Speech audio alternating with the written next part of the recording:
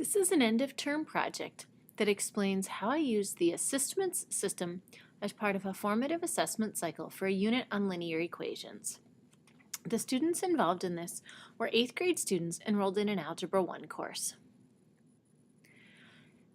At the start, I began with the end goal in mind.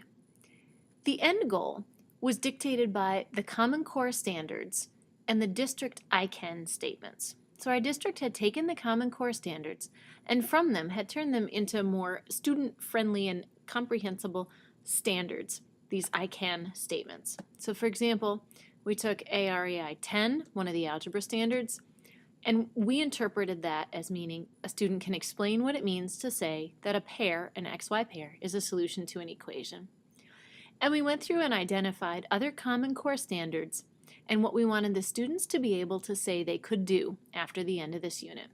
So these were all of the standards that we were looking at in this unit. The other thing that we wanted was that we wanted this unit to be workflow based. I'll show you a picture in a minute of what a workflow looks like, but the idea is that the entire sequence of learning tasks and assessment is laid out at the start and students are able to move through it as they're ready. Lastly, we wanted for self-assessment to figure prominently in student learning. The ultimate goal is that kids don't need to ask the teacher, how am I doing, but the kids can figure out for themselves how they're doing. The learning progression that I developed ended with applying and interpreting linear equations in 2 variables. And I had identified in this 2 main bodies of knowledge. 1, knowing what it means to say that a point is a solution to an equation. And 2 is knowing some definitions, zero slope, undefined slope, and direct variation. And then there were some skills. 1 skill being applying the properties of equality to manipulate equations, for example, to solve an equation for y. Another skill was identifying the slope and y-intercept in all forms of representation of a particular relationship. Another was being able to translate between tables, graphs, and rules or equations. And a last skill was learning to work with function notation. So I had laid out this learning progression. What I found after the fact was that we ended up doing some of these things in a different order than what's shown here, because the original order that I had envisioned didn't work quite so well. So a workflow, and this is a snapshot of the top third or so of the workflow for this unit.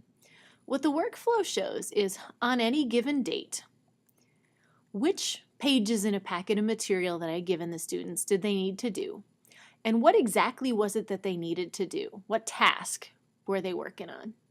So on the first day of this unit, we played a game called What's My Rule? And there was a writing assignment that went with it. And then I assigned 2 assistments to gauge whether or not the students had mastered the concept that we were covering in What's My Rule. As kids finished each task in this list, they would bring me their workflow and I would initial it off that it was done.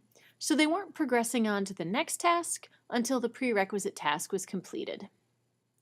At the bottom of their workflow, I included the learning progression for them to see.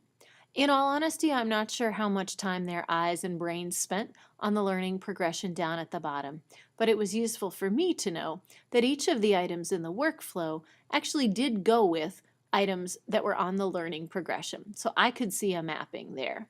And I could see that there were sometimes multiple assistments that were tied into the same broad skill.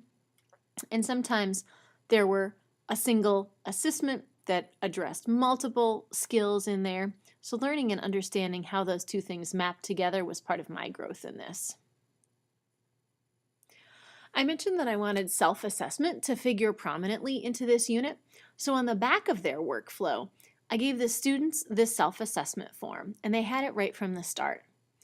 What I did was I took the standards and the I can statements, and underneath each one, I tried to list all of the learning tasks that went with that particular standard. And again, this was not a one-to-one correlation, so there were some standards that we came back to multiple different times, and some standards that had multiple assessments that went with them. A couple of times throughout the unit, kids would go back and they would self-assess. How am I doing on these? Is it new to me? That is, I don't know it yet. Am I progressing? I'm getting there, but I'm still a little bit shaky on it. Have I mastered this, meaning I can get problems right every time? Or am I an explainer? I know this so well I can teach it. This NMPE, those letters go with some things that the ways that the kids are evaluated on their report cards, but I attach slightly different meanings to the letters for this. So at a couple different times during the unit, I asked the kids to go through and look at, okay, we just did this activity. We just did whose line is it anyway? How are you feeling about that? And this helped them understand what they needed to be studying when it came time to get ready for the test. Next, how did the assessments figure into this? Well, I used primarily skill builders in this unit, and they were intended as what we call go, no-go assignments. So you saw them included in the workflow, and the idea was that kids would not move on to a subsequent task until they had mastered that particular skill builder.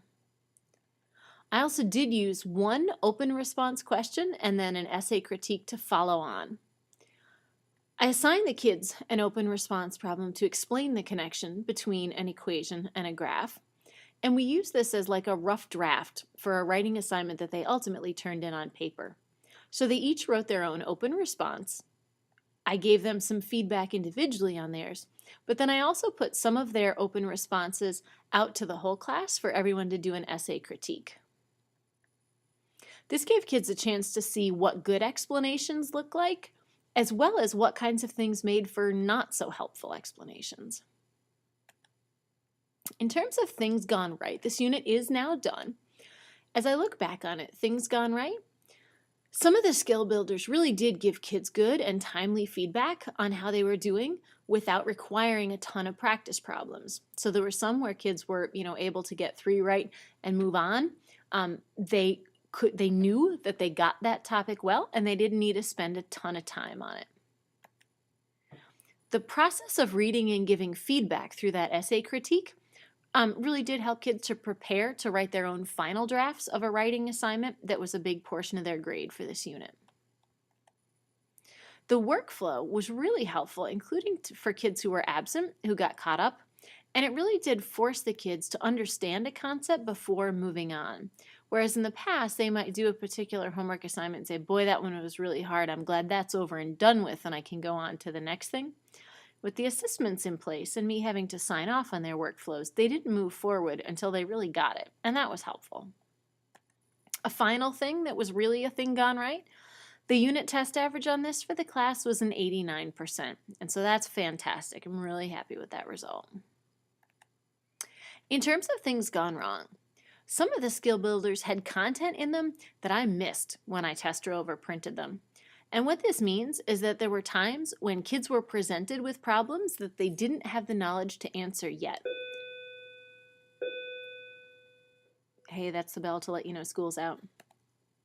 Another thing gone wrong, some of the skill builders were set to let kids test out if they got the very first problem right.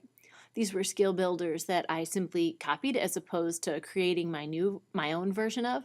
And I felt like that left me wondering if they really had mastered that material or just got lucky. That's a setting that I would turn off in the future. Finally, assessments seemed to be having some tech issues on a few of the nights, which did result in kids having to move forward through their workflow before they had demonstrated mastery because the system was just kicking them out.